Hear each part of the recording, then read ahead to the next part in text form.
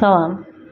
Qəbul tipli bir suala daha baxırıq. Change the sentence into the passive voice. Məchul növə çevirin cümləni. Jane wrote lots of articles during the year. Jane il boyu çoxlu məqalələr yazdı. Məchul növdə əvvəlcə cümləmizin tamamlığını tapırıq. Lots of articles bizim cümləmizin tamamlığıdır. Və sonra zamana baxırıq. Wrote cümlə keçmiş zamandadır, keçmiş sadə zamandadır. Ona görə keçmiş zaman götürürük. C, D bəndləri getdim.